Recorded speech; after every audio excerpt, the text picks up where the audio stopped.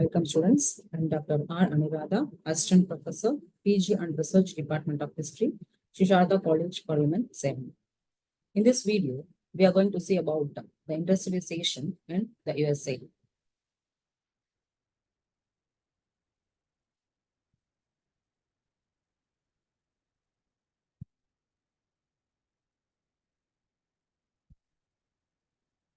Though the precise date for the beginning of industrialization in the USA is difficult to give, it is commonly believed that industrialization of USA started in the wake of Civil War. The industrialists made full use of the advantages offered to them by the war. During the war, the rate of industrial growth surpassed the rate of growth in agriculture. It is quite probable that the rate of industrial growth and development would have been slow if there has been no war.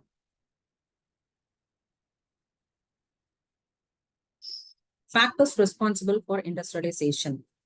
Though under the policies pursued by the government, economic transformation of the United States was natural. It was to a great extent facilitated by a number of factors. According to Professor Nivens and Formager, 6 factors helped in this development.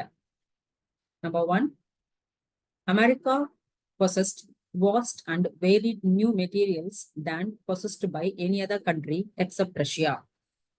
Number 2, inventions and techniques to convert the raw materials into finished products. Number 3, a fully adequate system of water and rail transport to meet the demands of an expanding economy. Number 4, a consistently expanding domestic market and growth of foreign markets. Number 5, a consistent labor supply through immigration. And the last, number 6, the absence of tariff barriers between states, protection against foreign competition, and government subsidies. To these factors, Professor Nivens and Formager add another factor, and the spirit of enterprises which characterized the American people. Let us examine these factors in detail.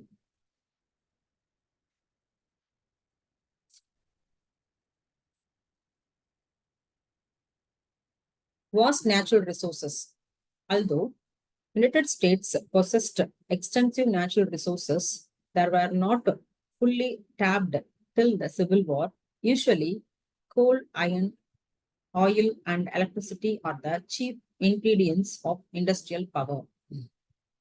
Inexhaustible quantities of coal were hidden under mountains of Pennsylvania and West Virginia, slopes of Great Smokies, Kansas, Colorado, and Texas. New Mexico alone possessed such huge stocks of coal, and she alone could keep the American factories going for a century. Although by 1910, USA was mining 500 million tons of coal a year, yet it constituted only 1% of its available reserves. In oil also, USA was equally rich. Texas, Oklahoma, Kansas, Illinois, and California were the well-known oil-rich areas. Further, oil was discovered by Colonel Drake in western Pennsylvania in 1859. During the next 5 years, thousands of drills were installed. As a result, the annual production increased to more than 1 million barrels. Iron ore was also available in abundance in USA. It was mainly available in the rim of Lake Superior in south, where the Tennessee Coal and Iron Company was set up in the west, where Colorado Fuel and Iron Ore Company grew. Subsequently, rich stocks of iron ore were discovered in the North Michigan. Copper, another important metal which was previously mined only Michigan, was also discovered and exploited in Montana and Arizona in 1880s. The discovery of rich deposits of silver in Colorado in 1859 greatly affected the economic structure and financial policy of the country. Huge quantities of lead were found in Missouri, which proved useful for pipes and printing. In addition to the above, the US had been bestowed by the nature with greater potential water power than any other union. By the turn of the century, the American engineers were busy in harnessing it to great dams and producing electricity which could be used in place of steam.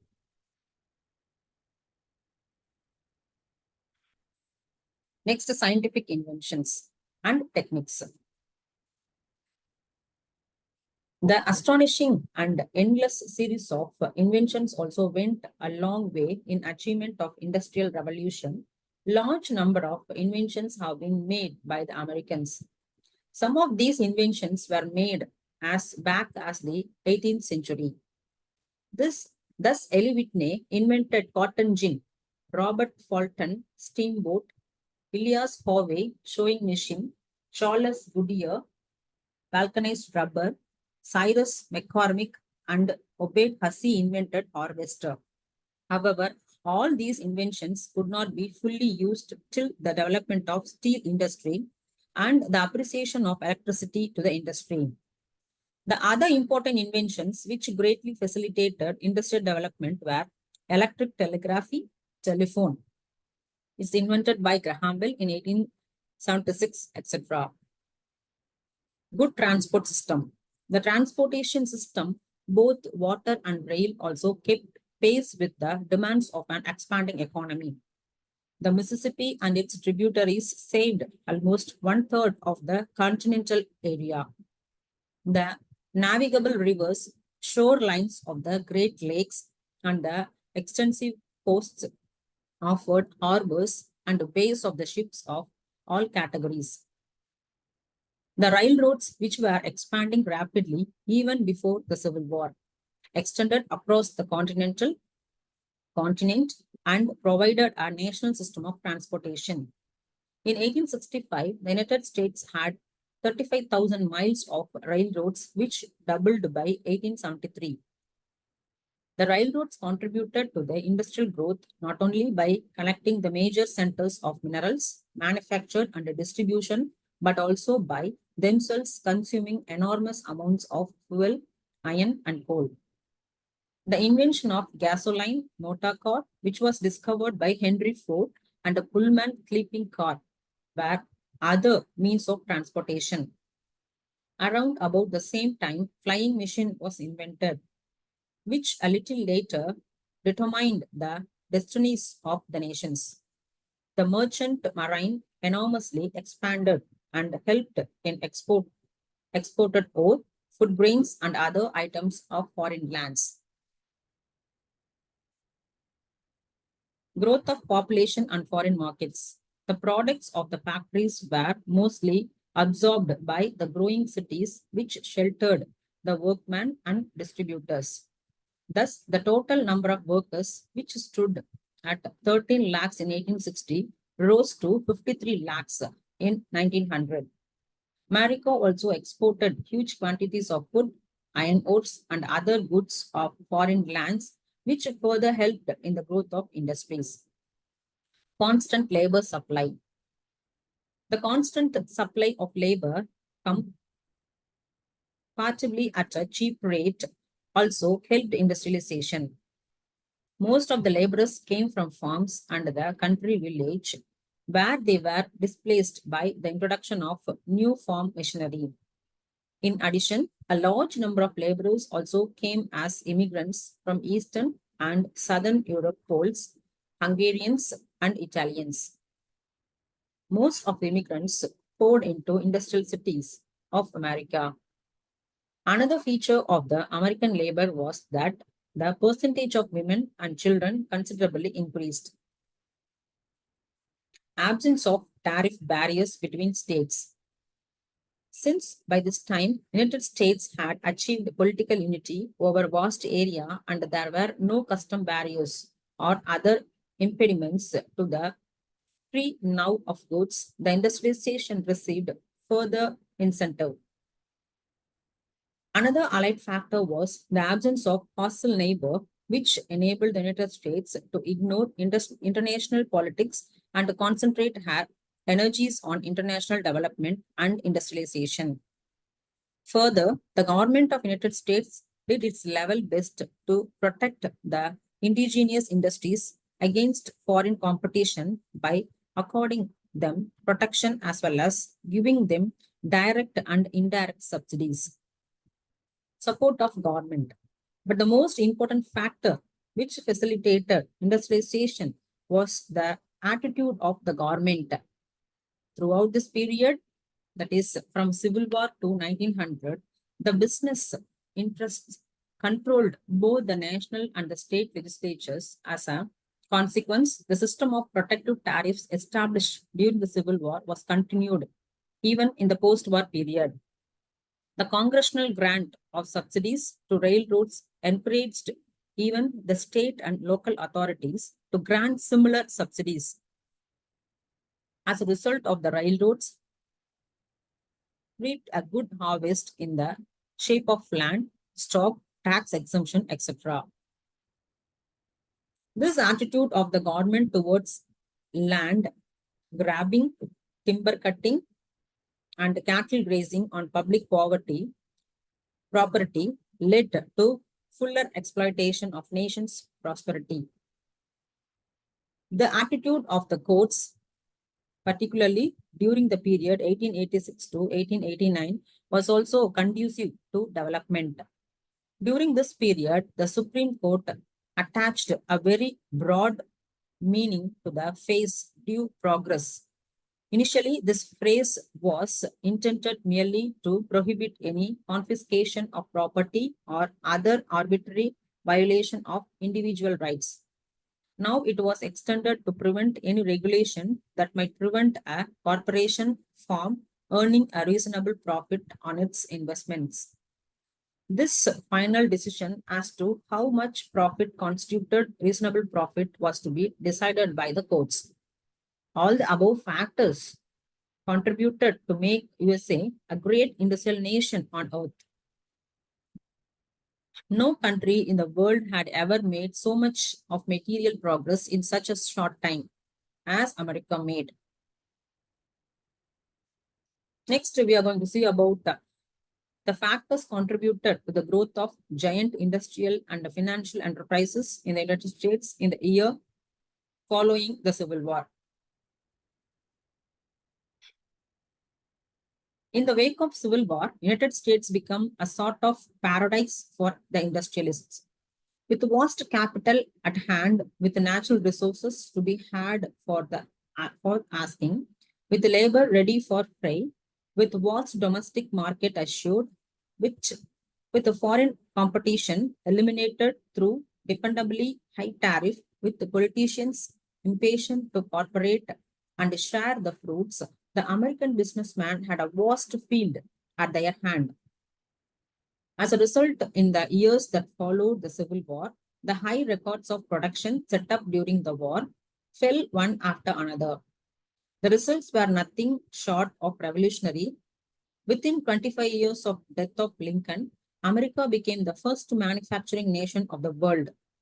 Thus, what England had once accomplished in 100 years, the United States achieved in almost half the time. Another outstanding feature of the industrialization of this period was that instead of isolated establishment under the ownership of a single master or a few masters, the big corporations came to the fore. At the end of the 19th century, 3/4 of the manufacturers' products came from factories under corporate direction. Production of oil, iron, steel, copper, lead, sugar, coal, and other staples was in the hands of huge organizations. As a result of this transformation, the small units engaged in vigorous competition came under the control of big corporations, which dominated the market, fixed their own prices, and charged whatever they desired. In short, it resulted in the emergence of a new economic system in which the principle of competition was no longer present. To eliminate competition, the businessmen in the later 19th century came together and pooled their resources to prevent competitive price cutting, which deprived them the high profits. Competition was also eliminated because of another factor. As the new method of production required huge capital investments, it was natural that only a small number of enterprises could work in various fields. And as there was only a limited number of corporations engaged in any particular branch of manufacture, it was easy for them to reach agreement on price. As a consequence, it was not possible for any public authority to enforce competition. The only way to compete these big corporations was to set up an equally huge organization engaged in large-scale production. But this was not possible because the investors were not willing to contribute capital for new enterprises unless they felt assured of a substantial long-term profit. Next, factors which favored big business enterprises. A number of factors contributed towards and facilitated the development of big business in United States. Firstly, all the manufacturing operations were carried on behind the wall of the high tariff, which protected the profit of American enterprises against the competition of European capitalists. Secondly, cheap labor was made available to these enterprises by opening the gates of mills, forges, and looms to the native laborers, as well as large number of immigrants from Italy, Russia, Hungary, etc. Thirdly, the parentalism of the government that sold its natural resources at no price and permitted the business enterprises to use them without any let or hindrance. No doubt there was a public land office to look after these natural resources, but the second administration of Cleveland, it merely acted as a center for distribution of plunder. During the period between Civil War and World War I, the government had granted over 150 million acres of public land to the railway concerns. The state and the local administrations also liberally granted public lands and loans to these enterprises. In addition, large tracts of land were acquired by fraud. Fourthly, the Supreme Court, through its interpretation of 14th Amendment, protected the business corporations, and the Supreme Court attached a much broader meaning to the phrase due progress and prevented any regulations which could prevent a corporation from earning a reasonable profit. Thus, the right of corporations to make profits from properties by engaging in business was recognized.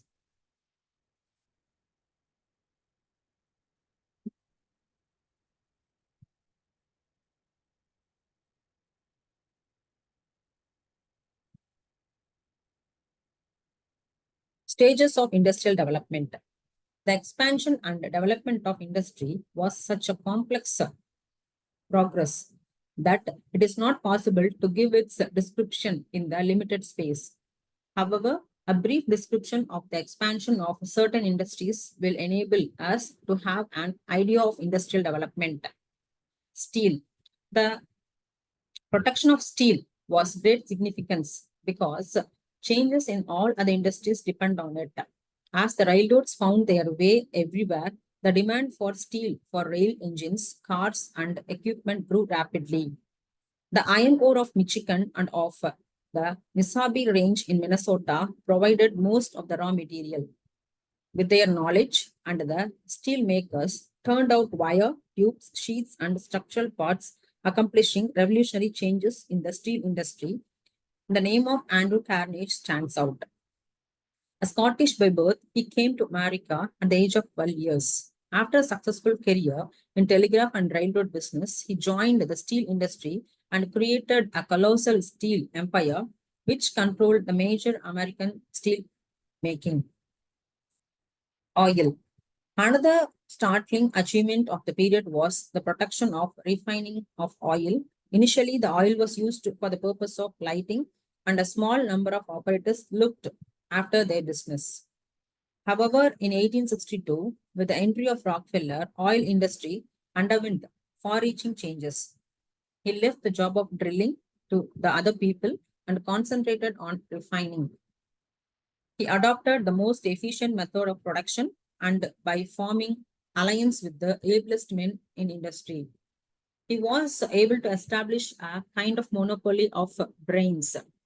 He eliminated all competition by restoring a reckless price cutting.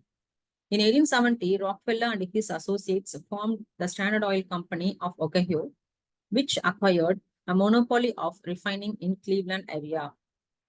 In subsequent years, he formed alliances with refineries in other parts of the country, and by 1880, his group controlled almost 90% of the oil business in the United States. In 1882, he formed a trust of 9 trustees to look after the stocks of different corporations and thus gave a new concept of business in the United States. Subsequently, the group also began to acquire ownership of railroads, iron and copper mines, public utilities, and numerous other industries. Thus, an enormous concentration of economic power took place. Railroad expansion. The period also witnessed a 5-fold increase in the mileage of the railroads. By linking the various parts of the country, they brought about a rapid settlement of western territories, created national markets for industrial products, and encouraged mass production. The railroad linked Atlantic and Pacific, brought the farmers his machinery, and took his grain to markets in the cities of the East, took live cattle to this of Chicago, and frozen meat to the cities of New York and Philadelphia, brought new engineering machinery for the miner, out which he could not work. In addition, the railroads also helped in carrying precious metals and immigrants. The enormous expansion of railroads shall be clear from the fact that the total mileage of railroads, which stood at 30,000 miles in 1860, rose to 192,000 miles in 1900. But the control of the railroads was in the hands of a very small number of men who treated it not as an essential public service, but as a source of private profit. What was worse, the railroads did not change the same rates from all customers. They gave special rebates to large-scale shippers, which gave a later an advantage over their smaller competitions.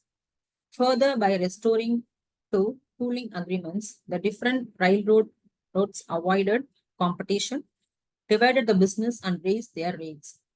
To escape public control, they resorted to devices like giving of free passes to politicians and influential persons and succeeded in getting favorable laws passed. Electricity. Another development of the period was the growing use of electricity for light, power, and communication. Though the use of electricity for the purpose of lighting was being made since the dawn of the 19th century, it came to general use only in 1879 when Thomas Alva Edison devised a satisfactory and durable filament.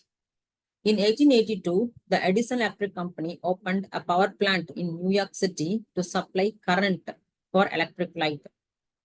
In 1887, Richmond made use of the electricity for transportation and built a first electric streetcar. The telephone and telegraph were the another means of communication, worked by electricity. Most of the electrical equipments were manufactured by Edison Electric and Washington House Electric Company.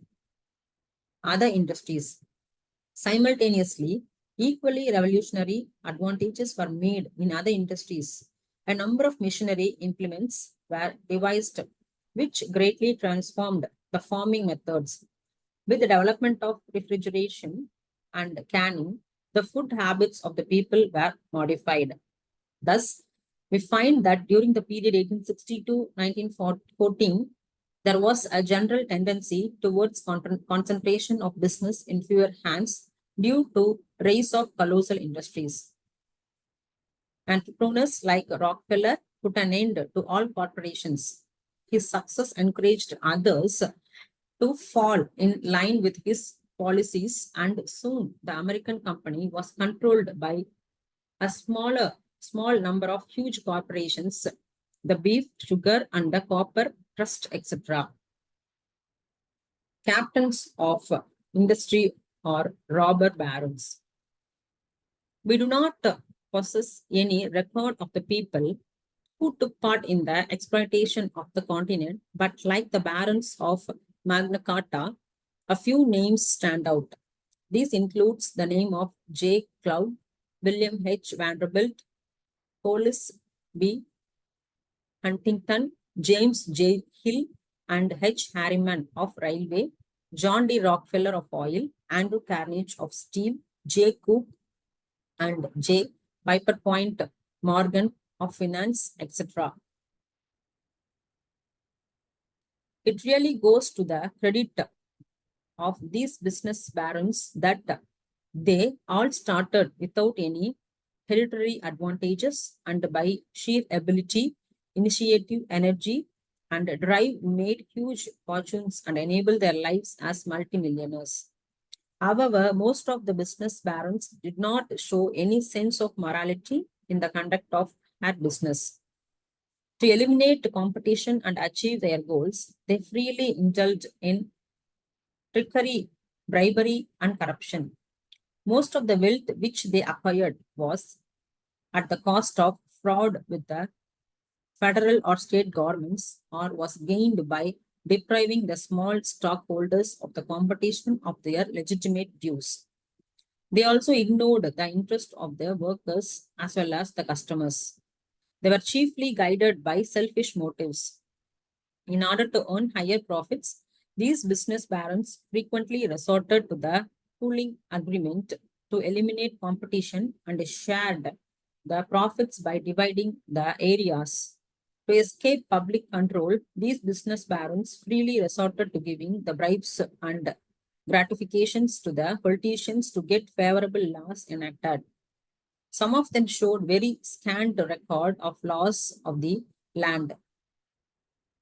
For example, when Vanderbilt, the ruler of the New York Central Railroad, was told that the state New York has passed a law which his railroad was required to obey, he burst out.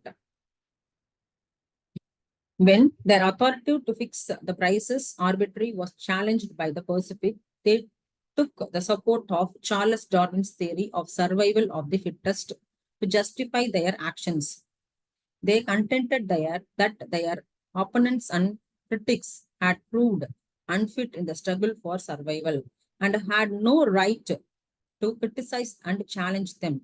No doubt, like the middle-aged barons who used sport, marriage, or position to build up their family estates, these business barons did not themselves put on arms to conquer their opponents. They did sometimes hire strong men to seize the property of the opponent. But usually, the methods adopted by them were less offensive and more sophisticated.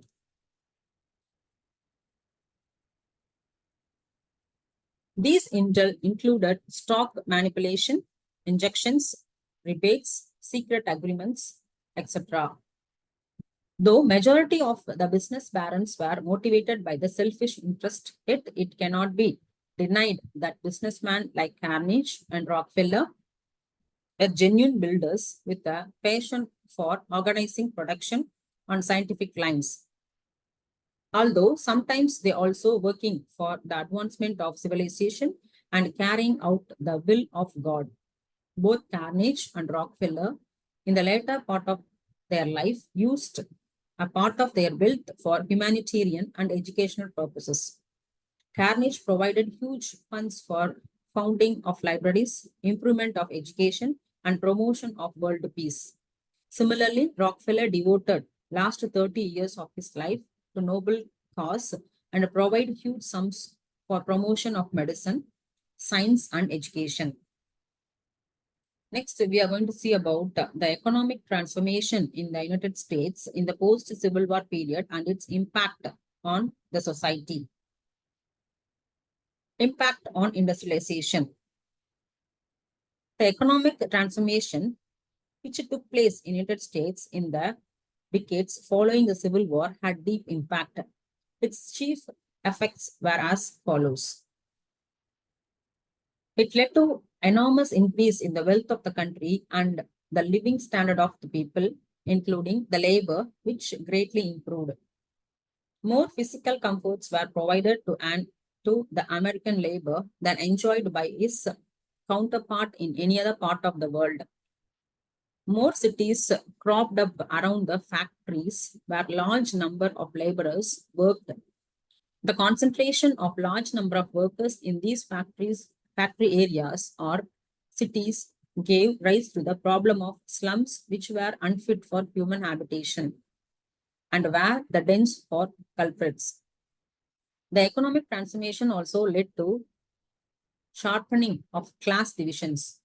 Fortunes began to be amassed by a handful of industrialists, and the majority of the people had to live in rags. This was greatly resented by the starving laborers and paved the way for the labor movement in the country. The industrialization had profound impact on the women of United States. A large number of women were attracted to work as typists, telephone operators, stenographers, etc., because these shops were best suited for them and provided them with economic and social independence. These careers not only led to the delayed marriages, but also smaller families. The industrialization led to increased production. As the products of machine could not be consumed by the domestic market, America was compelled to undertake large quantity of foreign trade. Soon the American products found their way to other parts of the world, and America was involved in struggle for empire. Thus, the economic transformation had far-reaching consequences. On the one hand, it provided greater wealth to people and freedom to women. On the other hand, it sharpened class conflict, created problem of slums, and involved America in a struggle for foreign markets. It was mixed blessing. Next, we are going to see the Sherman Antitrust Act. In the last quarter of 19th century, United States witnessed the establishment of large industrial combinations which controlled commodities like oil, whiskey, sugar, lead, beef, linseed oil, etc. There was a growing protest against this sort of combination of business because it stood in the way of free competition. Views were expressed by writers. Labor and farmer organizations against this agreement were signed. In 1884, an anti-monopoly party also emerged on the front. Certain state legislatures even enacted antitrust laws, and the lead in this directions was taken by the state of Kansas, which passed first such law in 1889. Soon, a number of other western and southern states also passed similar laws. By 1893, 15 states has passed antitrust laws. However, as these laws of the states were not able to deal with the trusts and monopolies engaged in interstate commerce, demand for regulation of these trusts by the federal government grew strong. Ultimately, the federal government passed the Sherman Antitrust Act in 1890 with a view to regulate the trusts. The act consisted of 8 provisions and declared every contract combination in the form of trust or otherwise or conspiracies in restraint of trade or commerce among the several states or with foreign nations is hereby declared to be illegal. The act also authorized the federal government to proceed against a trust to obtain its resolution and invest federal circuit courts with jurisdiction to prevent and restrain violations of the law. The persons guilty of violating the act could be penalized with a fine up to $5,000 and imprisonment up to 1 year or both.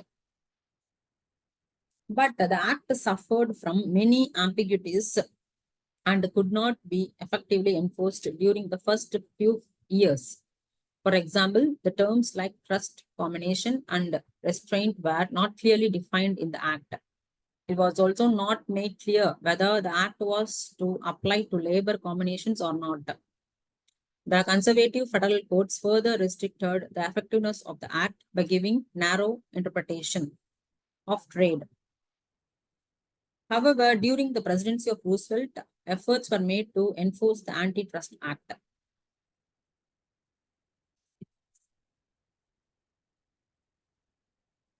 So already we saw about John D. Rockefeller, Andrew Carnegie. So next we are going to see about the expansion of railroads. So consolidation of eastern railroads. Though a large number of railroads were constructed in the east before the Civil War, which were owned by small companies, yet they did not provide any satisfactory services. Further, their rates were very high. During and after the Civil War, these small companies were consolidated into a number of large systems which affected improvement in service and reduced the rates. The pioneer in this field was Cornelius Vanderbilt, who employed his huge fortune to create the New York Central System by 1900. This railroad extended from New York to Boston, Cleveland, Chicago, St. Louis, Cincinnati, and Indianapolis. Another important railroad company was Pennsylvania Railroad, which ultimately became the largest railroad corporation in the country. They expanded in the west and the south to Chicago, Baltimore, Daniel Row. Another company was J. Cloud, which faced many initial difficulties till it was organized by J.P. Morgan in 1894.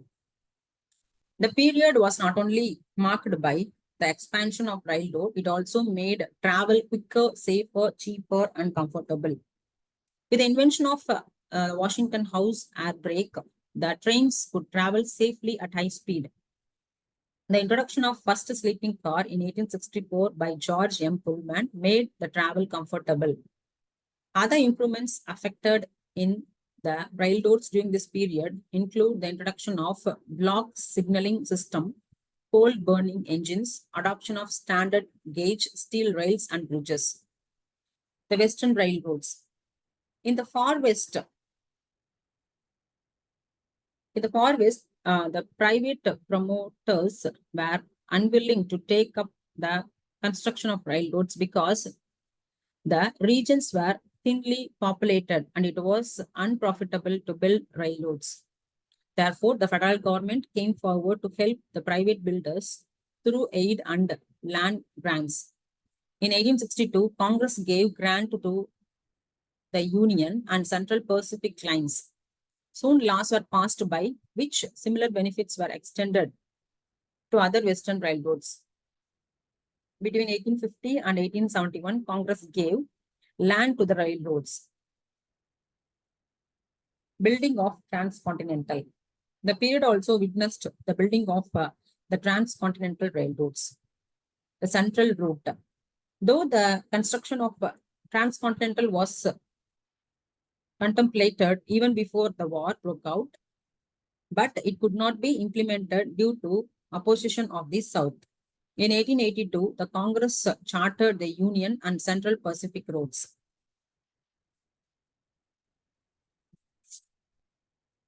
The Southern Pacific Western roads also constructed. The Northern Route, the Southern Pacific Railroad, the Southern Western Railroads. In addition to these railroads, numerous other railroads were built in the far west. So next, the impact of railroad on United States. The enormous expansion of railroads in the United States during the period of 1865 to 1900 had a deep impact on American history. Its main impact was as follows. It brought about the physical unity of United States by linking the various parts of vast country. Secondly, the railroad expansion greatly contributed towards fast industrialization of United States in the post-Civil War period. Thirdly, the railroads also provide stimulus to agriculture and mining, especially in the West. And the fourth one is the expansion of railroad led to the growth of big cities because the rise of big industries which provided work to large number of people. And the fifth one is the railroad companies also gave flip to greater immigration. Sixthly, the railroads encouraged food industries by bringing live cattle to cities like Chicago and carrying the frozen meat products produced there to various parts of the country. Seventhly, the railroad expansion gave rise to a new class of millionaires who replaced the old southern lords of the lash. So the railroads, with a view to meet the needs of growing financiers, evolved new methods of corporation financing, which was soon copied by the other business world.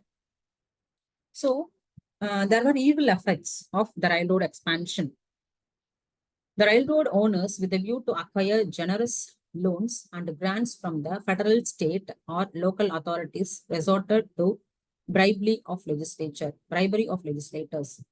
Secondly, the control of the railroads fell into the hands of a few small number of men who were mainly guided by the profit motive and felt no obligation whatsoever to the public. The railroad owners fully exploited the public by resorting to the practice of pooling. With enormous wealth at their command, and railroad owners corrupted the government, judiciary, etc. The railroad owners particularly treated the farmers very harshly. Government regulation of railroads. As a result of the above evils, the popular resentment against the abuses of power by the railroads started building up. Though for some time the government did not take any action against railroads, it was forced to come in the picture after the depression that followed in the wake of the Panic of 1873. In the Middle West, the farmers had already launched the Granger movement, and the state governments were compelled to take some action.